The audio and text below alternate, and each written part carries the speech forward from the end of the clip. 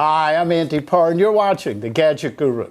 Now, in a moment, I'm going to introduce you to this guy, and you probably already know him because he's a legendary copter pilot. Now, this guy, just a few years ago, when I first met him, both of us were flying Phantom 2 Vision Pluses.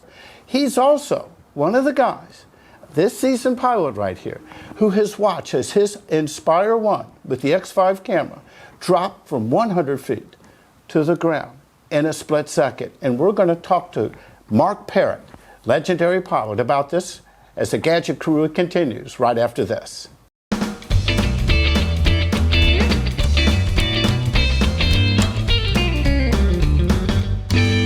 Okay, so let me introduce you to this guy right here.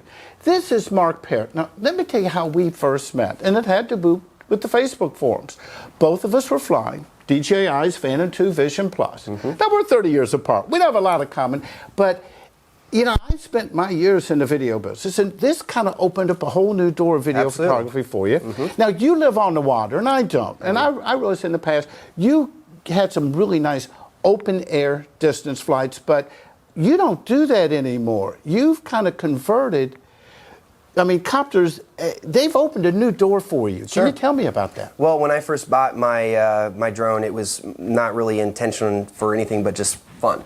I always wanted to be a pilot when I was younger. It was a dream of mine, and for whatever reason, didn't decide to take that route. And the first time that I saw a drone, I of course did RC airplanes and helicopters when I was younger. But as soon as I saw the first drone, quadcopter actually is probably the. I know some people don't like the word drone. I don't mind it. We know there's not missiles on it, but you know, it's just, I don't get bent out of shape. It's a word. Either way, whatever you call it, whether it's a drone or it's a quadcopter, it should be operated in the same way. Correct.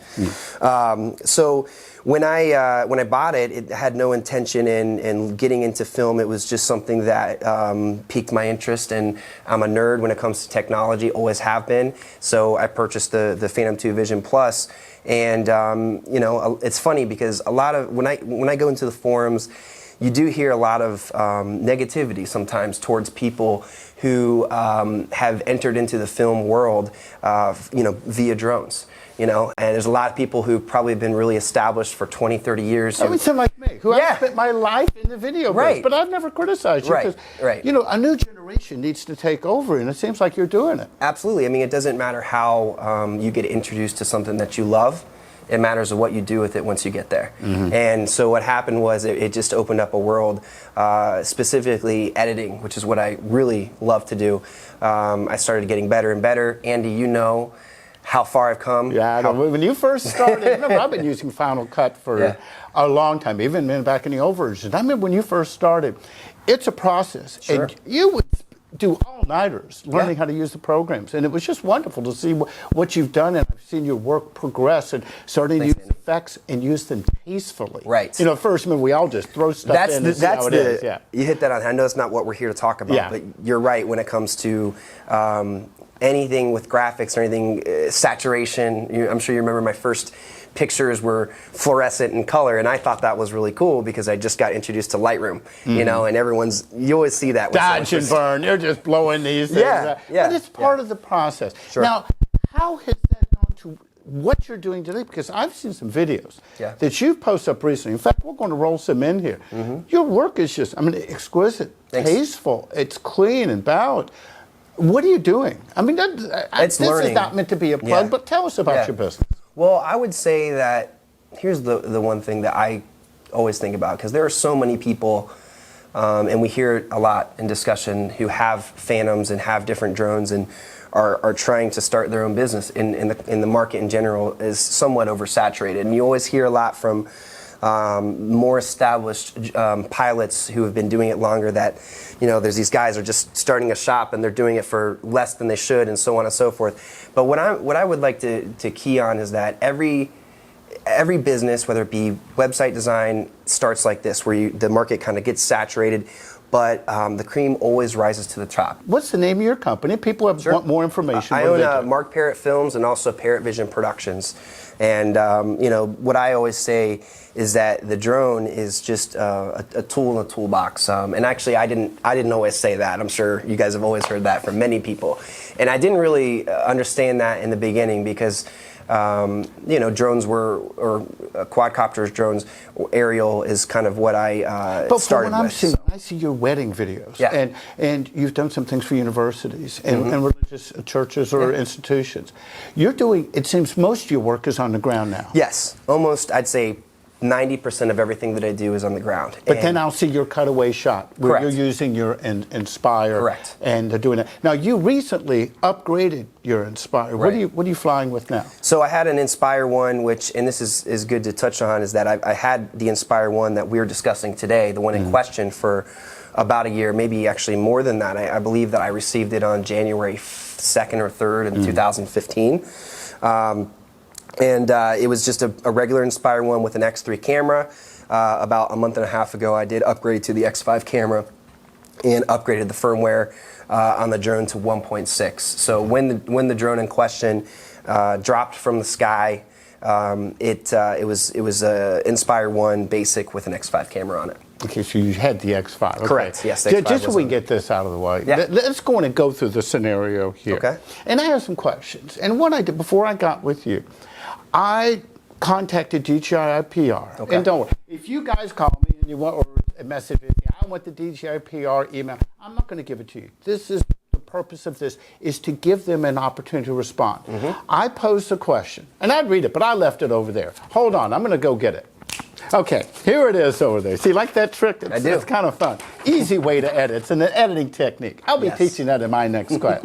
Okay, so what I did, when we were going to talk about this, and I know that when we talk about copters, whether it's an Inspire or DJI or any other brand, falling out of the sky, I'm trying to do this interview, and as we discuss it, ethically and follow, established journalistic practices. Sure. And one thing you do, you just don't come on and trash people. You give the other party an opportunity to respond. So I'll put this on the screen. This is the message that I sent to DJI PR. And it said, tomorrow, I'll be conducting an interview with an Inspire 1 user who had his copter fall from the sky in what appears to be a situation that was no fault of his own. This user is a seasoned copter pilot and has quite a bit of documented experience with a variety of models. This interview will not be formatted to be sensationalized, and I'll do my best to keep the conversation factual. At this time, if there's a response that you would like to add, I will allow you the opportunity to have your voice heard in a fair manner. Let me give them credit where credit's due. I got a response back in just a few hours. And after we go through your story, Sure. I haven't shown it to you yet. Okay. I'm going to read you the response. Now, let's go on and go back. We are back to last week. Yes. You're out flying. Take it from there. Yeah, so I was flying in a location that I've flown many times before in Jupiter, Florida. And essentially, it was 6:30 in the morning. I woke up for sunrise to get some shots, and when I arrived, nothing was abnormal. I'm very religious in regards to checking my sensor readings, the battery, the voltage, all the things that we all who have been working with the Inspire do. So there was nothing abnormal on this flight. So I took off. And I believe this is recollection and approximates, but I think I was in the air for between 5 and 6 minutes. Never really went outside of maybe 1,500 to 2,000 feet away from the location that I was standing, and just was getting some shots. And I was actually looking at the drone, the quadcopter of the drone, and all of a sudden I just saw it tip forward, and it looked as if the lights on the drone, the green lights or the red lights, it's hard to tell because if it's rolling forward, the lights also wouldn't be in your perspective. So I can't say that with 100% guarantee. But the drone basically just tipped forward and fell. Tumbled. It definitely tumbled. It didn't do. I know we've all heard of if it flings a prop or something like that, where you'll see characteristics of that flight. No, and that's it. And What was happening on your controller? nothing. That's the interesting thing about it, because frankly, I have had a situation, and you guys, many people know of this. I've had another situation where I was flying, and the battery was sitting at 60% on my screen, and all of a sudden, out of nowhere, it went from 60% to 7%, and luckily the drone was within 20 feet of myself. If it wouldn't have, it would have landed itself right into the water in that particular occasion. But the reason I bring that up is you were probably looking to see, hey, was there anything irregular on my screen, and the answer is no. Now I was looking at the drone when it happened, so it's possible that there could have been a voltage. I might have missed it. I doubt it, but it is possible. I mean, you fly a lot. I mean, this is not a copter you just bought yesterday. And again, when this issue started coming up on the DJI Inspire One owners groups online, you know, when Curtis and Lynn found the one that they manage, I was thinking, you know, it's after the holiday period. It's a few months or, you know, 6 weeks later, and you know, you expect a lot of new copters, a lot of new users to be out there. You know, when you started seeing these coming up, I was thinking, you know, it's user error. But when I saw you post last week, and I know you, I've seen your work, I know you're a responsible flyer. I was thinking, whoa, maybe there is something, and that's when I contacted you. That, by the way, that's how this interview, you know, took place here. Now, I have a few questions, and let's get these out of the way. You know, have you performed any mods on this specific Inspire One? No. Okay. How is it equipped and outfitted? You mentioned we were flying with the X5. Yeah, the only modification, which if you call it a modification, is that we swapped out the base plate, obviously, for the X3 camera for the X5 mount. So you're running the X5. Correct. So and you said you were running the firmware version. That's 1.6. Firmware 1.6. Okay, correct. again, I'm not currently flying DJIs. Was your software and everything up to date and accurate? Yes, it was. Okay. Now, what I did, I contacted a dealer who's a very active dealer online. Okay. And, you know, last night, I didn't tell him who I was interviewing, but I said, you know, I'm interviewing somebody who I know is a credible filer. What should I ask? And he gave me just a few questions here. Go ahead. And he said, what was the air temperature? Now, I'll tell you up front, I responded to him because, you know, he was thinking cold weather. Sure. We live in South Florida. So I'll ask you, what was the air temperature? It was a little, you know, for us it was cold that morning, but it still was maybe 65 degrees, something like that. You know, it's 65 degrees, and I'm wearing a sweater here. You guys up north are laughing at me. So, okay. And there was no wind that day. I mean, if there was any wind, it was maybe 2 to 3 miles per hour. So you're in ideal flying conditions. Ideal, yes. Okay. Number 2. Was the battery topped off prior to that flight? It was, and you know, I mentioned this to you earlier, Andy, is I actually remember that particular battery because, like most people, I don't charge my batteries until I know for a fact that I'm flying the next day. I condition my batteries. I do everything I can to make sure that they're in the right state. But the day before I put that particular battery on the charger, I remember looking at the battery, and the middle light had lit up green, almost as if I had one battery a year or so ago that it bricked on me, and it gave me some sort of signal on there. I unplugged the battery and plugged it right back in again, and topped it off, and it was fine. So for DJI copters, for an Inspire, is that normal procedure when you see an error like that to just reset it and let it start over? Or has DJI ever given instructions of what to do? No, they definitely have, and I'm sure that there's certain number of lights that come up that have that mean something on there. So that's very possible. But when you reconnected, what was the outcome? When I unplugged it and plugged it back in, it was fine. It just started charging like it normally would. So to you, it was normal. Correct. When you're starting up, it's going. Correct. The final question he asked, but after the firmware update, because you said that you're running 1.6 and it hadn't been out that long, did you update the battery, and did you do a deep cycle for recalibration? Now, those are his words, not mine. Yeah, the answer is... You have to tell me if that's a good way to phrase that. Yeah, we did update the battery. So the battery was up. Each one of them were updated separately. So that the answer to that is yes. The answer to whether it was deep cycled right after, I can't answer that with 100% certainty. I know for a fact that within 3 or 4 days, it was definitely deep cycle, because that's something that I do regularly. Okay, now probably the most important thing. Yeah. Was anybody entered when this dropped? No. Where were you flying? I was flying over by the Jupiter Lighthouse. Okay, so when you came down, you were lucky it didn't end up in the water. No, I was very lucky. I mean, it very well could have been in the I'm water. familiar with that area. That's away from people. You said you're going early in the morning, so there's no traffic. There was nobody anywhere near. This is not an irresponsible flight, you know, at this situation. Now, going back to the DJI Inspire One owners group that Curtis and Lynn are involved in, and and again, I hope that this segment runs on multiple forums. Whatever Facebook group you're seeing this at, feel free to leave comments. But what they did, and this is what caught my attention when I saw your post, they started running a poll, and it's been a little controversial. And I'm trying to weed between the numbers. In fact, I just texted Curtis this morning before I came over here. There's two polls. There's one on the Phantom 3 thread, and there's one on the Inspire One. On the Phantom 3 thread, and the question is, and I wrote it down here so I can not read it from memory. Has your drone fallen out of the sky through no fault of your own? On the Phantom 3 side, the responses, there were 395 responses, of which 56 responded yes. On the Inspire One, there were 404 responses, of which 59 responded yes. But there were other 20 responses that said, yes, but mine was a P3. So trying to wade through these numbers, and again, these numbers being updated, they won't be the same as the moment you're seeing this video.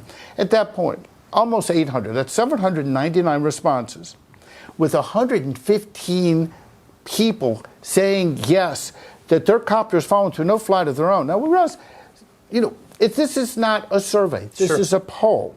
You came from that kind of business. You know how important data is. That's true.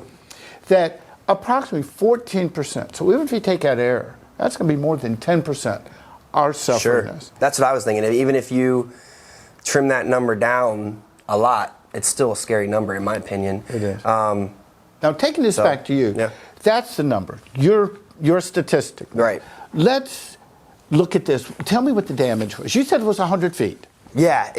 Honestly, it's frankly amazing, in my opinion, that this thing is in the condition that it's in. The fact that it doesn't have any kind of broken components and that it still stands, and frankly... But here, this is something that you showed me, and that's something... Frankly, it's still and when I looked at this whole thing, obviously I have kind of an engineer-like mindset when trying to determine what happened in the situation, because I'm trying to figure it out just like you guys are.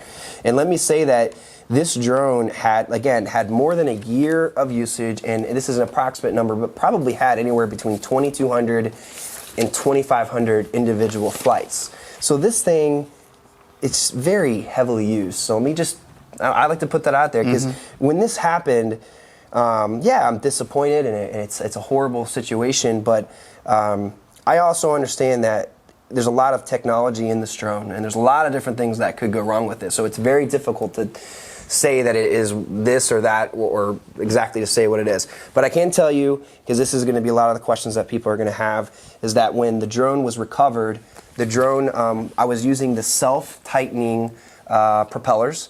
And are those a DJI product, or is that a separate? That's DJI. So this was 100% the ones that factory. came with it from the factory when I first got it. I know you guys all know that they switched to the quick snaps after that.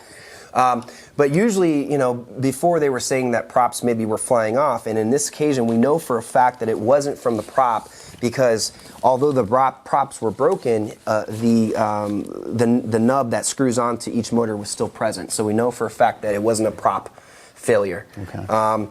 And another thing that I definitely want to mention is that when the drone tumbled forward and started falling to the ground, I was recording at the moment. Okay, so you have that video. I have it recording, but, and I didn't say this, what I think happened, and I don't know what caused it, but in my opinion, there was a complete some sort of power failure on the drone. I don't know what caused it. I'm not saying what it was, but there was some sort of just power and you say failure. That based on the behavior of your I say copter, that based on the fact that I think that the lights turned off. Not only that, but when I told you I was recording, the recording stops right at the instant that it starts falling. So if it had power, then it would have recorded, and you would have seen the falling. So it was similar to turning the camera button, exactly. the trigger. So you do not have documentation of a falling. No. You have it getting to that point. And it gets to that point, and then all of a sudden it stops. And well, you're lucky that the file was saved. That's true. Sometimes, but there's recovery software for that. And then it also, of course, it shows you can see the flight on your in the iPad, the one that's stored. So you can see that, and even in that occasion, it still cuts off right at that moment. Really, that's interesting. Now, two more questions on this. let's put a face value. You had a loss. You had an Inspire, but you had the X5 camera. What do you estimate? How much did that cost you when it fell out of the sky? It probably cost me between $4,500 and $5,000. Okay, and altogether. the big question. Yeah. Have you spoken to DJI about this? I have. I haven't spoken to them in person. Actually, I did. I called them, DJI LA, and they were very kind, and but it was really just one of those order-taking types of conversations where starting the process. Essentially, they sent me an RMA, they sent me a shipping label. The next step is to send this back to them. They will determine what they determine, whether they. So they might give you another one. They didn't promise. This is out of warranty. Sure. Yes, it is. It is out of warranty. So they really are under no obligation. The question is, this is an issue that a lot of people have reported. How are they going to respond to you? Did they give you a time frame that once it's received that they'll get back to you? No, they didn't. And I think I see what you're saying as far as the warranty part of it. My thinking about it too is that the X5 camera that I put on the drone was bought a month and a half ago. Yeah. So I totally see your point on that as far as the warranty goes. With the warranty on the bird, but you're right. You have that, and also it's a new firmware. If it is traced back to the firmware. If it's something that they've... We're not talking user here, and that's why we went to the numbers, whether it's 15% or 10%. There were a number of people that appeared that this has just been happening recently. Right. There have been other issues in the past, but nothing that had this type of pattern. Now, I haven't seen anything like this. Now, you told me you went out and you're buying another one while you're sending this back. So you have and that's something that I want to make sure that gets across in this interview is that we don't know exactly what it is. We're just trying to figure this out. I think the purpose of this whole interview is to hopefully get some answers from DJI, and that's all we're looking for. It really did a good job for me for a full year. I mean, very reliable. You have to understand how many flights I had on this thing.